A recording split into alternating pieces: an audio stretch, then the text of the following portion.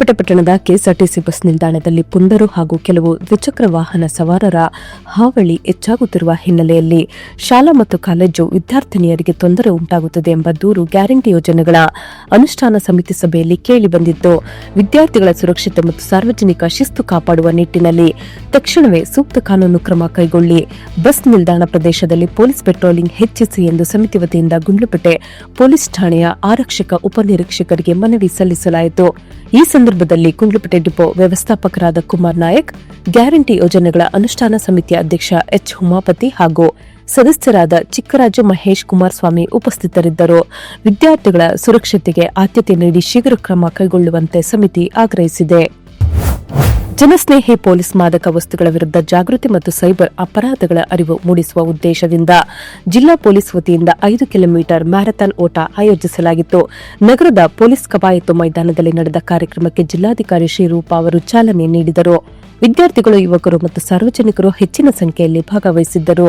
ಜಿಲ್ಲಾಧಿಕಾರಿ ದೇಹ ಮತ್ತು ಮನಸ್ಸಿನ ಸಮತೋಲನಕ್ಕಾಗಿ ಫಿಟ್ನೆಸ್ ಅತ್ಯಗತ್ಯ ಎಂದು ತಿಳಿಸಿದರು. ಮಾದಕ ವಸ್ತುಗಳಿಂದ ದೂರವಿರಬೇಕು ಹಾಗೂ ಸೈಬರ್ ಅಪರಾಧಗಳ ಬಗ್ಗೆ ಎಚ್ಚರಿಕೆಯಿಂದಿರಬೇಕು ಎಂದರು. ಜಿಲ್ಲಾ ಪೊಲೀಸ್ ವರಿಷ್ಠಾಧಿಕಾರಿ ಎಂ ಮುತ್ತುರಾಜ್ ಅವರು ಪೊಲೀಸ್ ಮತ್ತು ಸಾರ್ವಜನಿಕರ ನಡುವಿನ ಬಾಂಧವ್ಯ ಹೆಚ್ಚಿಸಲು ಈ ಓಟ ಆಯೋಜಿಸಲಾಗಿದೆ ಎಂದರು. ಮ್ಯಾರಥಾನ್ ಪೊಲೀಸ್ ಮೈದಾನದಿಂದ ಆರಂಭವಾಗಿ ನಗರದ ಪ್ರಮುಖ ರಸ್ತೆಗಳಲ್ಲಿ ಸಂಚರಿಸಿ ಮತ್ತೆ ಮೈದಾನದಲ್ಲಿ ಮುಕ್ತಾಯಗೊಂಡಿತು. ಪುರುಷರ ವಿಭಾಗದಲ್ಲಿ ಗುಂಡ್ಲುಪೇಟೆ ತಾಲೂಕಿನ ಹೊರೆಯಾಲ ಗ್ರಾಮದ ಮಣಿಕಂಠ ಅವರು 17 ನಿಮಿಷ 12 ಸೆಕೆಂಡ್ಗಳಲ್ಲಿ ಗುರಿ ತಲುಪಿಸಿ ಪ್ರಥಮ ಸ್ಥಾನ ಪಡೆದಿದ್ದಾರೆ. ಭೀಮಪ್ಪ ದ್ವಿತೀಯ ಹಾಗೂ ಇನ್ನೋರ್ವ ಸ್ಪರ್ಧಿ ತೃತೀಯ ಸ್ಥಾನ ಪಡೆದಿದ್ದಾರೆ. ವಿಜೇತರಿಗೆ ಸೈಕಲ್, ನಗದು ಬಹುಮಾನ ಮತ್ತು ಪದಕ ಪ್ರಮಾಣ ಪತ್ರಗಳನ್ನು ವಿತರಿಸಲಾಯಿತು. ಕಾರ್ಯಕ್ರಮದಲ್ಲಿ ಹೆಚ್ಚುವರಿ ಜಿಲ್ಲಾ ಅಧೀಕ್ಷಕರಾದ MN Shashidhar, DYSP Sneharaj, DYSP Somanna ಸೇರಿದಂತೆ ಹಲವು ಗಣ್ಯರು ಉಪಸ್ಥಿತರಿದ್ದರು. ಬನ್ನಿತಾಳ್ಪುರ ಹಾಲು ಉತ್ಪಾದಕರ ಸಹಕಾರ ಸಂಘದ ನೂತನ ಸಭಾಭವನ ಉದ್ಘಾಟನಾ ಕಾರ್ಯಕ್ರಮವನ್ನು ಹಮ್ಮಿಕೊಳ್ಳಲಾಗಿದ್ದು, ಕಾರ್ಯಕ್ರಮವನ್ನು ಗುಂಡ್ಲುಪೇಟೆ ವಿಧಾನಸಭಾ ಕ್ಷೇತ್ರದ ಶಾಸಕರಾದ ಎಚ್ಎಂ ಗಣೇಶ್ ಪ್ರಸಾದ್ ರವರು ಉದ್ಘಾಟಿಸಿ ಮಾತನಾಡಿ, ಬನ್ನಿತಾಳ್ಪುರ ಗ್ರಾಮಕ್ಕೆ ಕಳೆದ 2.5 ವರ್ಷಗಳಲ್ಲಿ ಶಾಸಕರ ಪ್ರದೇಶಾಭಿವೃದ್ಧಿ ನಿಧಿ ಯೋಜನೆಯಡಿ ಸುಮಾರು 1 ಕೋಟಿಗೂ ಹೆಚ್ಚು ಅನುದಾನ ನೀಡಲಾಗಿದೆ.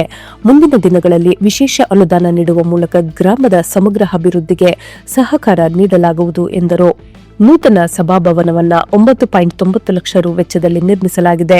ಇದರಲ್ಲಿ ಚಾಮರಾಜನಗರ ಹಾಲು ಒಕ್ಕೂಟದಿಂದ 3 ಲಕ್ಷ ರು, ಧರ್ಮಸ್ಥಳ ಗ್ರಾಮಾಭಿವೃದ್ಧಿ ಯೋಜನೆಯಿಂದ 75,000 ಅನುದಾನ ಲಭಿಸಿದ್ದು, ಉಳಿದಂತೆ ಶಾಸಕರ ಕ್ಷೇತ್ರಾಭಿವೃದ್ಧಿ ನಿಧಿಯಿಂದ 5 ಲಕ್ಷ ರು ಪ್ರೋತ್ಸಾಹಧನ ನೀಡಲಾಗುವುದು ಎಂದರು.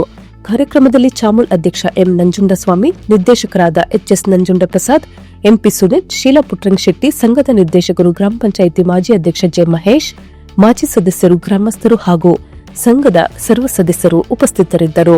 ಹಾಲು ಉತ್ಪಾದಕರ ಸಹಕಾರ ಸಂಘದ ಅಧ್ಯಕ್ಷ ಕುಮಾರಸ್ವಾಮಿ ಕಾರ್ಯಕ್ರಮದ ಅಧ್ಯಕ್ಷತೆಯನ್ನು ವಹಿಸಿದ್ದರು. ಮಧ್ಯಪ್ರಾಚ್ಯದ ದೇಶಗಳಲ್ಲಿ ಉಂಟಾದ ಪ್ರಸ್ತುತ ಬಿಕ್ಕಟ್ಟಿನ ಹಿನ್ನೆಲೆ ವಿಮಾನಯಾನ ಸೇವೆಗಳು ಸ್ಥಗಿತಗೊಂಡಿರುವುದರಿಂದ ಅಲ್ಲಿಗೆ ತೆರಳಿರುವ ಚಾಮರಾಜನಗರ ಜಿಲ್ಲೆಯ ನಿವಾಸಿಗಳು ಹಾಗೂ ಅವರ ಕುಟುಂಬಸ್ಥರ ನೆರವಿಗಾಗಿ ಜಿಲ್ಲಾಡಳಿತ 24/7 ತುರ್ತು ಸಹಾಯವಾಣಿಗಳನ್ನು ಆರಂಭಿಸಿದೆ. Iran, Israel, Lebanon, Saudi Arabia, Dubai ಸೇರಿದಂತೆ ಮಧ್ಯಪ್ರಾಚ್ಯದ ದೇಶಗಳಲ್ಲಿ ಸಿಲುಕಿರುವ ಜಿಲ್ಲೆಯ ನಾಗರಿಕರ ಮಾಹಿತಿಯನ್ನು ಸಂಗ್ರಹಿಸಿ ಅಗತ್ಯ ಸಹಾಯ ಒದಗಿಸಲು ಜಿಲ್ಲಾ ತುರ್ತು ಕಾರ್ಯಾಚರಣೆ ಕೇಂದ್ರವನ್ನು ಸಕ್ರಿಯಗೊಳಿಸಲಾಗಿದೆ. ಚಾಮರಾಜನಗರ ಜಿಲ್ಲಾ ತುರ್ತು ಕಾರ್ಯಾಚರಣೆ ಕೇಂದ್ರ 082226 223160, 223161 ಮತ್ತು 223163ಕ್ಕೆ ಸಂಪರ್ಕಿಸಬಹುದಾಗಿದೆ.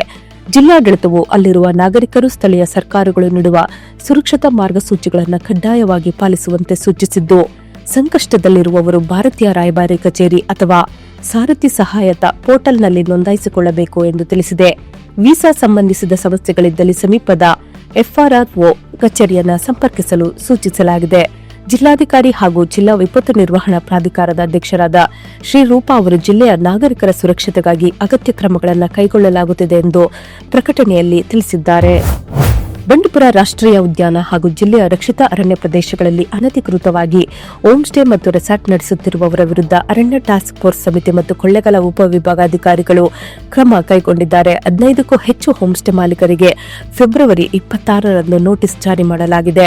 ಹಂಗ್ಳ ಹೋಬಳಿ, ಮಗುವಿನಹಳ್ಳಿ, ಎಲ್ಚೆಟ್ಟಿ, ಮಂಗಲ ಸೇರಿದಂತೆ ಬಂಡೀಪುರ ಹುಲಿ ರಕ್ಷಿತಾರಣ್ಯ ಮತ್ತು ಸೂಕ್ಷ್ಮ ಪರಿಸರ ವಲಯ ವ್ಯಾಪ್ತಿಯಲ್ಲಿ ಕೃಷಿ ಭೂಮಿಯನ್ನು ಅನ್ಯಕ್ರಾಂತ ಮಾಡಿಸದೆ ಫಾರ್ಮ್ ಹೌಸ್ ನೆಪದಲ್ಲಿ ವಾಣಿಜ್ಯ ಚಟುವಟಿಕೆ ನಡೆಸುತ್ತಿರುವುದು ಪತ್ತೆಯಾಗಿದೆ. ಭೂಮಿ ಅನ್ಯಕ್ರಾಂತ ಮಾಡಿಸದೆ ವಾಣಿಜ್ಯ ಚಟುವಟಿಕೆ ನಡೆಸುತ್ತಿರುವುದಕ್ಕೆ ಏಕೆ ಕ್ರಮ ಜರುಗಿಸಬಾರದು ಎಂದು ಅಧಿಕಾರಿಗಳು ಪ್ರಶ್ನಿಸಿ ಸೂಕ್ತ ದಾಖಲೆಗಳನ್ನು ಸಲ್ಲಿಸಲು ಸೂಚಿಸಿದ್ದಾರೆ. ಅರಣ್ಯ ಮತ್ತು ಕಂದಾಯ ಭೂಮಿಯನ್ನು ಒತ್ತುವರಿ ಮಾಡಿಕೊಂಡು ರೆಸಾರ್ಟ್ ಹಾಗೂ ಹೋಮ್ ಸ್ಟೇಗಳನ್ನು ನಡೆಸುತ್ತಿರುವುದರಿಂದ ಕಾಡು ಪ್ರಾಣಿಗಳು ನಾಡಿನತ್ತ ಬರುತ್ತಿವೆ ಎಂದು ರೈತ ಮುಖಂಡರು ಪ್ರಾದೇಶಿಕ ಆಯುಕ್ತರಿಗೆ ದೂರು ನೀಡಿದ್ದರು. ಈ ಕುರಿತು ನಡೆದ ಸಭೆಯಲ್ಲಿ ಸ್ಥಳ ಪರಿಶೀಲನೆ ಮಾಡಿ ವರದಿ ಸಲ್ಲಿಸುವಂತೆ ಅಧಿಕಾರಿಗಳಿಗೆ ಸೂಚನೆ ನೀಡಲಾಗಿತ್ತು. ಅರಣ್ಯ ವ್ಯಾಪ್ತಿಯಲ್ಲಿ ಯಾವುದೇ ಕಾರಣಕ್ಕೂ ವಾಣಿಜ್ಯ ಚಟುವಟಿಕೆ ನಡೆಯಬಾರದು.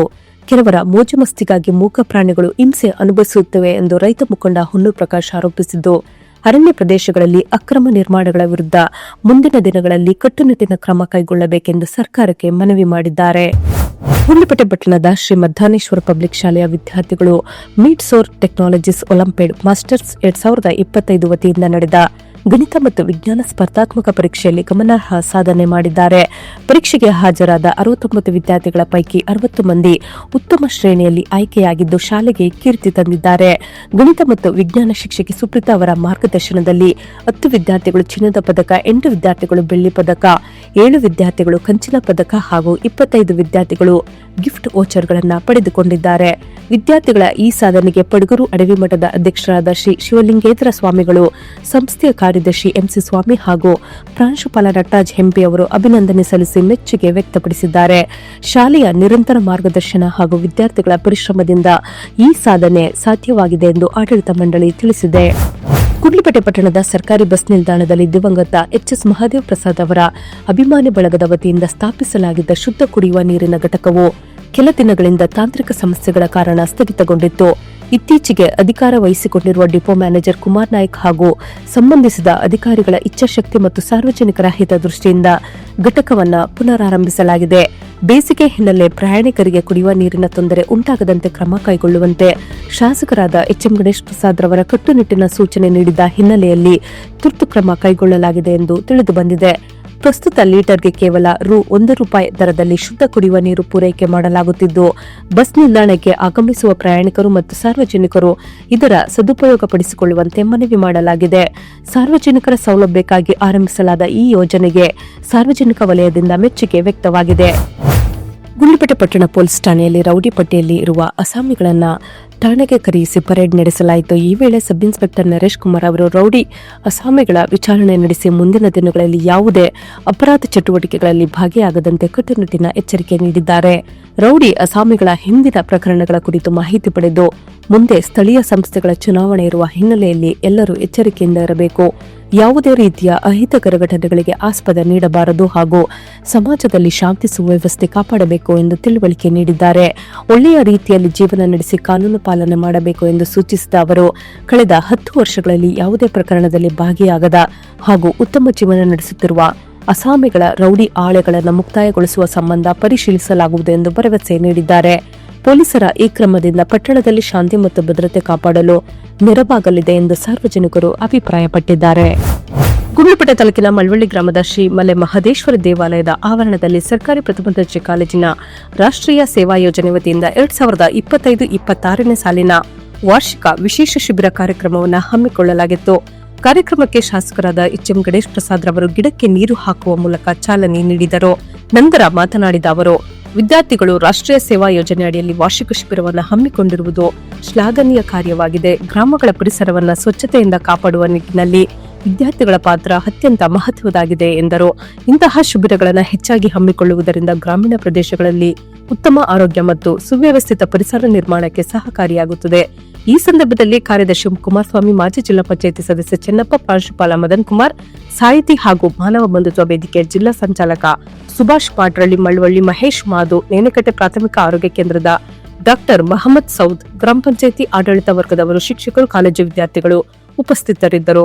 ಶಿಬಿರದ ಅಂಗವಾಗಿ ಸ್ವಚ್ಛತಾ ಕಾರ್ಯಕ್ರಮ, ಪರಿಸರ ಜಾಗೃತಿ ಮತ್ತು ವಿವಿಧ ಸಮಾಜಮುಖಿ ಚಟುವಟಿಕೆಗಳನ್ನು ಹಮ್ಮಿಕೊಳ್ಳಲಾಗಿದೆ ಎಂದು ಆಯೋಜಕರು ತಿಳಿಸಿದ್ದಾರೆ. ಸೊ ಫ್ರೆಂಡ್ಸ್, ಇದಾಗಿತ್ತು ಇವತ್ತಿನ ನ್ಯೂಸ್. ನಿಮಗೆ ಈ ಹೊಸ ಪ್ರಯತ್ನ ಇಷ್ಟವಾದಲ್ಲಿ ಕೂಡಲೇ ನಮ್ಮ ಚಾನೆಲ್ ಅನ್ನು ಲೈಕ್ ಮಾಡಿ, ಶೇರ್ ಮಾಡಿ, ಸಬ್ಸ್ಕ್ರೈಬ್ ಮಾಡಿ.